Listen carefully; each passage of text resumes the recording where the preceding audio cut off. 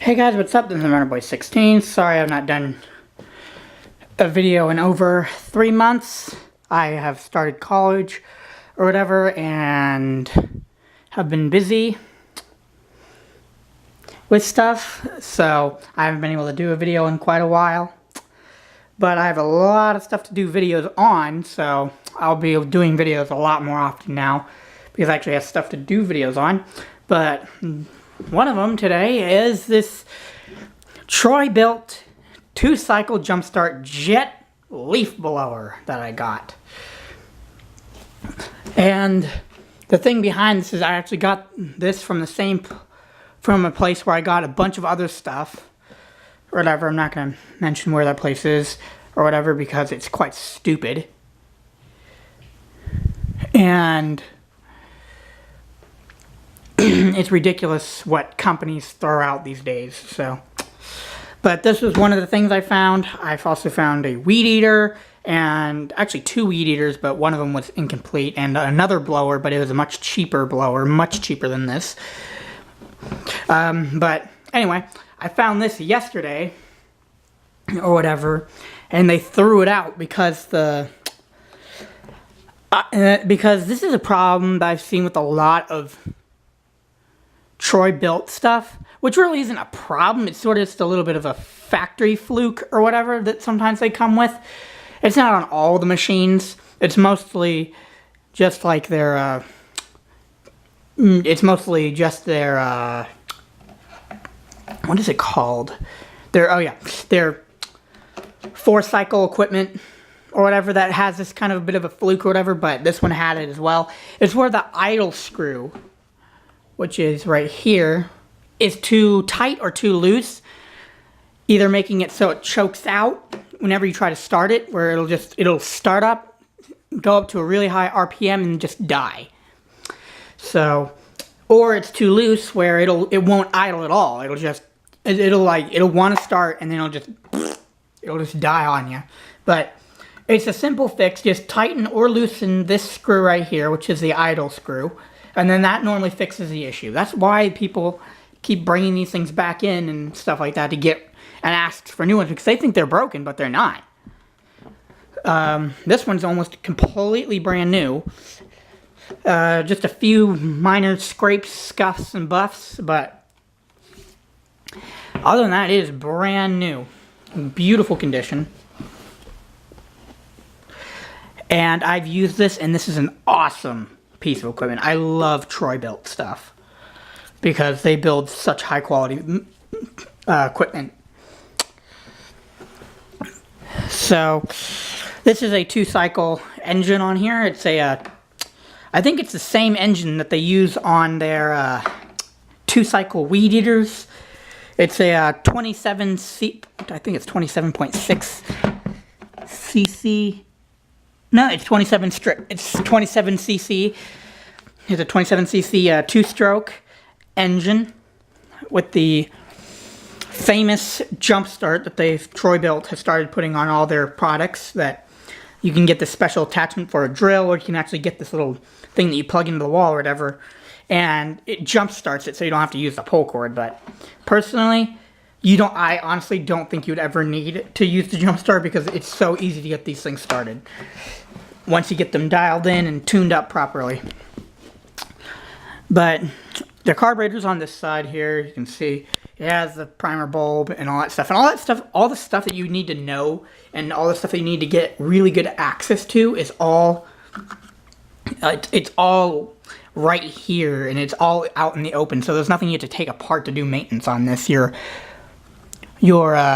fuel injections or your fuel mixture knobs are here, so you can run it leaner or you can run it richer depending on what conditions it is. You have your auto choke, which is this, which you just flip it to this, and that's when you start it. Well, you prime it 10 times, and then you flip this over to this, and then it locks in that position. And then once you get it started, you let it just warm up for a few seconds or whatever, and then you squeeze the gas trigger, and it disengages that, which I think is really cool. But you can see that everything's really neat and tidy on this unit. It's actually a lot neater on this unit than it is on some of their other units, but this is a much later unit. This was like, I think, 2016, 2015 maybe, I don't know. But it's not an old unit whatsoever. You can see here it has the jet engine. This is why they call it the jet, is because it looks like a jet engine in the front here. And actually, if I hang on a sec, I'll put you guys down. I'll take this off and show you.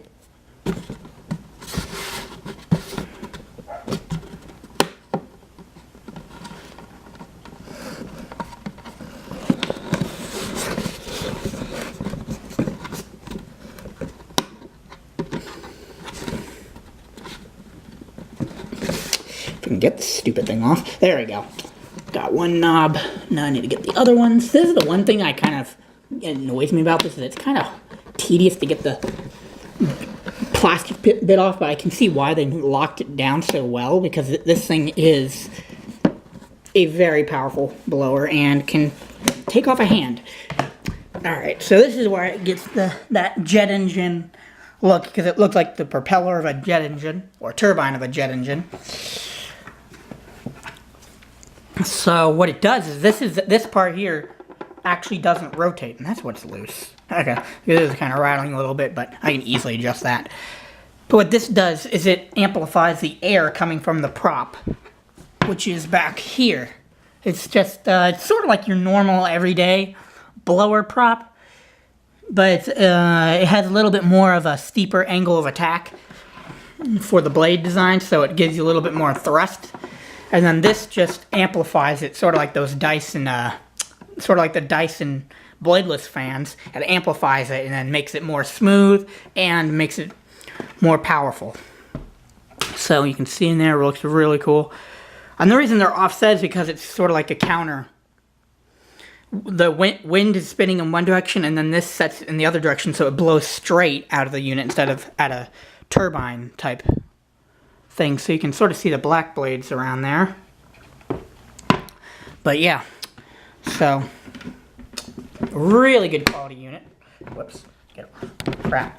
Hang on, let me get this thing back on. That's the one thing that I wish they kind of did a little bit differently with this, is this part here, but it's understandable that they lock this in, because it can get stuff in there, it could get stuck into the blades and stuff like that, and it would be a disaster if that happened. And this is not a cheap blower. This is like $160, so.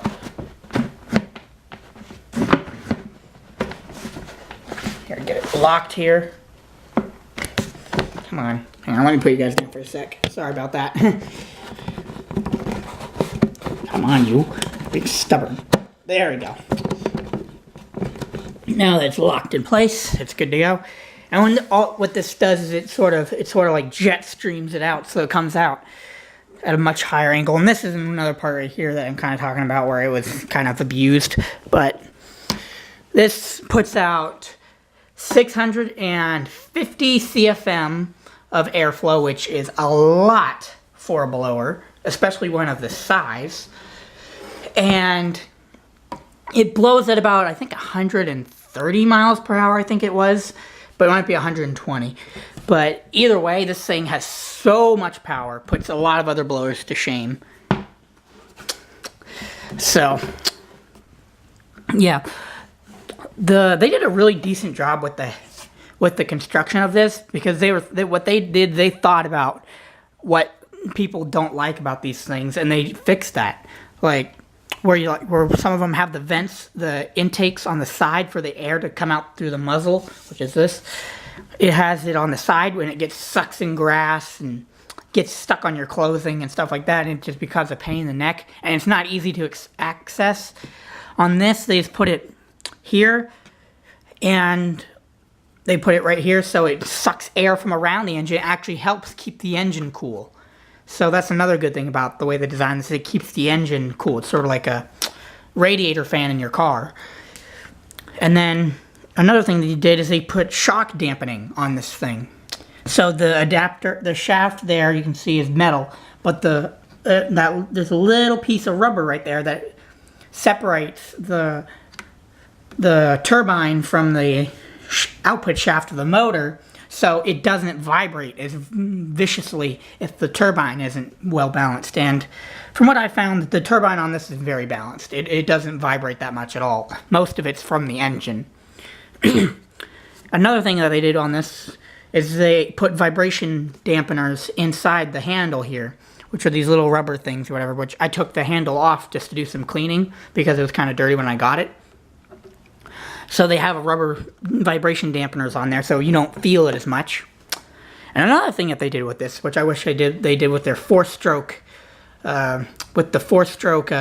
weed eaters, is they put a rubber isolator over the, the spark plug. So this keeps you from getting electrocuted from the spark plug. And believe me, even though it may be obvious, oh, you don't touch the spark plug, sometimes you can get sparks. You can accidentally touch the block or something like that, and it'll shock you. And it's not very fun. It scares the crap out of you and makes you drop your equipment, which is not good for it. But they thought of that on this unit, and they put a rubber thing over the spark plug or whatever, and you can just pinch it and then pull it off to get to the spark plug to replace it if need be. And another thing they do with this to help prevent electrocution is they, underneath here, they put a metal rod that connects to the ground of the engine. So the engine, so you're grounded or whatever, or the unit's grounded to the engine, so it takes off any of the static or electric buildup from the spark plug and discharges it into the engine instead of discharging it onto you, which hurts. So that was a really cool idea. I wish I did that with their weed eaters as well. Primarily their four-stroke one, which I've gotten shocked off of that thing like 3 times. I mean, it's not that bad, but it scares you. And you can't get used to it because it's just a thing. It's just like sticking your hand in an outlet. You do it once, you don't want to do it again, and it scares you every time, so. But they thought of that with this. I have not gotten shocked off of this. Another cool thing with this is that the muffler on here, normally these get hot as heck. But the great thing with this, having the turbine be positioned in the front and sucking the air from the back here, is it sucks the air from the muffler and cools the muffler off while you're using it. So the muffler rarely ever gets hot, ever. It's only when you turn off the unit and stop using it and you let it sit that actually starts to build up a little bit of heat. But when you're using it, you don't notice that heat, which is very nice. So, and another thing that's cool about this is it actually blows the exhaust into the air in here. So you don't have to, so it's not blowing it onto you, or not, so you don't have to smell it because it comes out way out here instead of the exhaust coming out right there or back there. And another cool thing about it using that is that this can also be used as a, you can also, while you're using this to blow wet leaves, it actually dries them at the same time, so it makes it easier to use it as you're blowing. It makes the leaves drier as you're using it, so it makes them lighter and makes them easier to blow around. So, anyway, I'll start it for you and actually show you just how easy it is. And then, just in case if you guys didn't notice, this is just your auto throttle or whatever, where you just put it on once you set it, you just pull this back and it locks it into that setting, so you don't have to grab the handle. But the weight of this thing, it really helps where they put the weight, because all the weight's back here, so it just literally, you don't even have to squeeze. You can just pick it up and then you automatically are squeezing the throttle. So this, I don't really think they needed to put this here, but if people held it back here or had the strap or whatever that goes on here that they put over the shoulder, they might hold it back here instead of right here. So, I mean, it makes sense for that, but most people I know probably wouldn't use this. But anyway, I'll start it for you. Yes, and inside the house, but I'm not going to run it for very long, so I won't get carbon monoxide poisoning. But all you got to do is just pump the primer bulb a couple times. 1, 2. I already ran it today, so it's still warm. And then you put the choke over to start, which they have it right here, but they don't really tell you which way to push it. But once you figure it out, it's obvious. So, and then let's see if I can get it started on less than 3 poles.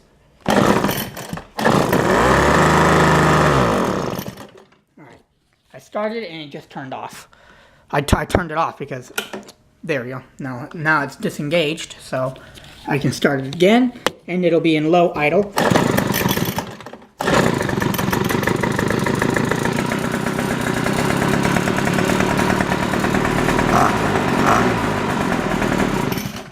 So there you go, you can see it running, and it's loud. When running at full RPMs, it's quite loud, so you want to wear hearing protection, of course, but you want to do that with any piece of lawn equipment that you're working with because it's noisy. But on idle, it's actually not that loud. It's just a deep, it sounds louder because this just amplifies the noise level. But it's actually probably like 65 decibels. So it's not super loud, but it is kind of loud. But anyway, I wanted to show you guys this and show you the kind of stuff that people throw out. Which it just amazes me. Just how lazy people are these days and just how wasteful they are. Something like this is $160. Or this one is like $160. And people just throw them out. Because there's like the companies that sell them or the dealerships, they just throw them out because it's just like, oh, we don't want to waste our time fixing it, when it's just a simple thing. Like, really, just check your basic things like your carburetor, your air filter, your gas tank, your gas lines, and your spark plug. Guarantee you the majority of the time it's one of those things that's broken, and it would only cost $30 to fix it instead of throwing out the whole $160 unit, even though it might not be something to the point. Even though it might be something that's so easy to fix that it might not even cost anything. But anyway, I wanted to show you guys this. I will show you guys it in action later on, but I just wanted to get a video of it to share with you right now. But anyway, again, I'm sorry I haven't done videos in over 3 months. I've started college and I'm busy with college and school. So I haven't been able to do very many videos on stuff, but I have videos to do now, so I will be getting in more videos. So please don't forget to comment, like, and subscribe, and I will see you guys later. Stay cool, YouTube. Bye.